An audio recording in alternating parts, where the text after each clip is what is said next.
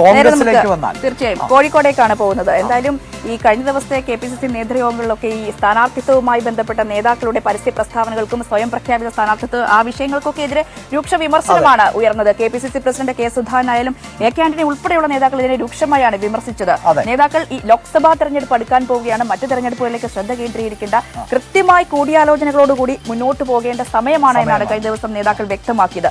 അതിനിടയിൽ ശശി തരൂരിന്റെ മലബാർ പര്യടനം അവിടെ തുടരുകയാണ്. പക്ഷേ രണ്ടാം പര്യടനം എന്ന് വേണമെങ്കിൽ പറയാം. തീർച്ചയായും അങ്ങനെ ആ പര്യടനം തുടരുന്നു. കഴിഞ്ഞ ദിവസങ്ങളിലടക്കം ക്രിസ്തീയ സഭാ നേതൃത്വവുമായി അദ്ദേഹം ചർച്ച നടത്തി.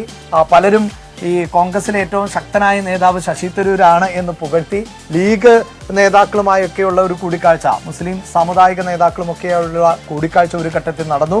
ഇന്നിപ്പോൾ വീണ്ടും അങ്ങനെ ഒരു കൂടിക്കാഴ്ചകളൊക്കെ ആരംഭിക്കുകയാണ്. അതിന്റെ വാർത്തകളിലേക്ക് തീർച്ചയായും കഴിഞ്ഞ പ്രാവശ്യവും തരൂർ മലബാർ പര്യടനത്തിന് അവിടെ എത്തുമ്പോഴും പാണക്കാട് കുടുംബത്തെ പോയി കണ്ടപ്പോഴും ഒക്കെ വ്യക്തമാക്കി ഇതൊരു സൗഹൃദ സന്ദർശനം മാത്രമാണ്.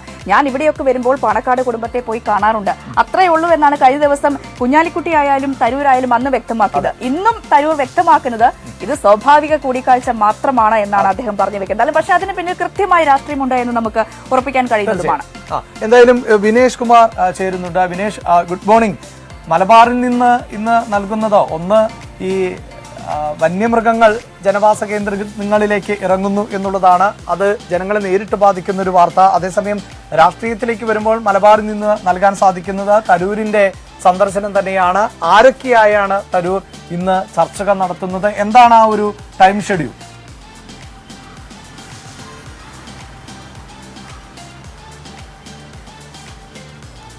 Good morning Abhilash, Ranjini. ശശി തരൂർ ഇന്നലെ തന്നെ കോഴിക്കോട് എത്തിയിട്ടുണ്ട്. ഇന്നലെ അദ്ദേഹം ശ്രീകണ്ഠേശ്വര ക്ഷേത്രത്തിൽ ദർശനം നടത്തി. ഇന്ന് രാവിലെ 9:30 സമസ്ത ഓഫീസിലെത്തി സമസ്ത അധ്യക്ഷൻ ജിഫ്രി മുത്തുക്കോയ തങ്ങളുമായി അദ്ദേഹം കൂടിക്കാഴ്ച നടത്തും. അതിനുശേഷം 10 മണിക്ക് അദ്ദേഹം KNM നേതാക്കളായ TP അബ്ദുള്ളക്കോയ മദനി, ഡോക്ടർ ഹുസൈൻ മടവൂർ എന്നിവരുമായി കൂടിക്കാഴ്ച നടത്തും. മാവൂർ റോഡിലുള്ള KNMന്റെ ഓഫീസിൽ വെച്ചായിരിക്കും കൂടിക്കാഴ്ച നടത്തുക. അതിനുശേഷം അദ്ദേഹം സിൽവർ ഹിൽസ് ഹയർ സെക്കൻഡറി സ്കൂളിലെ വിദ്യാർത്ഥികളുമായുള്ള ഇൻട്രാക്ഷനാണുള്ളത്. ഇത് 11 മണിക്കാണ്. അതിനുശേഷം വിസ്ഡം ഇസ്ലാമിക് ഓർഗനൈസേഷൻ ഭാരവാഹികളുമായും അദ്ദേഹത്തിന് കൂടിക്കാഴ്ച നടത്തുന്നുണ്ട്.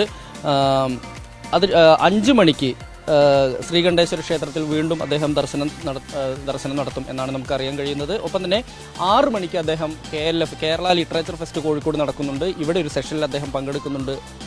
അതിനുശേഷമായിരിക്കും അദ്ദേഹം കോൺഗ്രസ് സംഘടിപ്പിക്കുന്ന കുറ്റിച്ചിറയിലുള്ള പരിപാടിയിൽ പങ്കെടുക്കുക. മതേതരത്വം നേരിടുന്ന വെല്ലുവിളികൾ എന്ന പേരിൽ തന്നെയായിരിക്കും. നമുക്കറിയാം, കഴിഞ്ഞ തവണ നവംബറിൽ അദ്ദേഹം വന്ന സമയത്ത് യൂത്ത് കോൺഗ്രസ് ആയിരുന്നു ഇങ്ങനൊരു പരിപാടി സംഘടിപ്പിച്ചിരുന്നത്. മതേതരത്വം നേരിടുന്ന വെല്ലുവിളികൾ എന്ന പേരിൽ KP കേശവമേനോൻ ഹാളിലായിരുന്നു ഇങ്ങനെയൊരു സിമ്പോസിയം സംഘടിപ്പിച്ചത്. അന്ന് യൂത്ത് കോൺഗ്രസ് നേതൃത്വത്തിൽ നിന്ന് വിട്ടുനിന്നു. DCC പ്രസിഡന്റ് ഉൾപ്പെടെയുള്ള ആളുകൾ വിട്ടുനിന്നത് വലിയ വിവാദമായിരുന്നു. പക്ഷേ കെ സുധാകരന്റെ അടുത്ത അനുയായിയായ റിജിൽ മാക്കുറ്റി ഉൾപ്പെടെയുള്ളവർ ഇതിൽ പങ്കെടുത്തു. ഷാഫി പറമ്പിൽ ഉൾപ്പെടെയുള്ള ആളുകൾ ഇതിന് പിന്തുണയും നൽകിയൊരു സംഭവം ഉണ്ടായി. അതിനുശേഷമാണ് ഇപ്പോൾ അതേ വിഷയത്തിൽ തന്നെ കോൺഗ്രസിന്റെ കുറ്റിച്ചിറ മണ്ഡലം കമ്മിറ്റി ഇങ്ങനെ ഒരു പരിപാടി സംഘടിപ്പിക്കുന്നത്. ആ പരിപാടിയിൽ അദ്ദേഹം പങ്കെടുക്കും എന്നാണ് അറിയാൻ കഴിയുന്നത്. പക്ഷേ DCC president advocate Praveen Kumar ഇന്ന് അദ്ദേഹത്തിന്റെ പരിപാടികളിലൊന്നും അദ്ദേഹത്തിന്റെ കൂടെ ഉണ്ടാവില്ലെന്നാണ് നമുക്കറിയാൻ കഴിയുന്നത്. പ്രവീൺ കുമാർ പറയുന്നത് അദ്ദേഹത്തിന് തിരുവനന്തപുരത്ത് ഒരു കരുണാകരൻ ട്രസ്റ്റിന്റെ പരിപാടിയുണ്ട്, അതിന് പോകുന്നത് കൊണ്ട് തന്നെ തരൂരിന്റെ കൂടെ ഉണ്ടാവില്ല എന്നാണ് പറയുന്നത്. തരൂര് ഇന്ന് കോഴിക്കോട് നടക്കുന്ന എല്ലാ പരിപാടികളും കൃത്യമായി തന്നെ അതിന് മേൽനോട്ടം വഹിക്കുന്നത്, അതിന് കോർഡിനേറ്റ് ചെയ്യുന്നത് MK രാഘവൻ MP തന്നെയാണ്.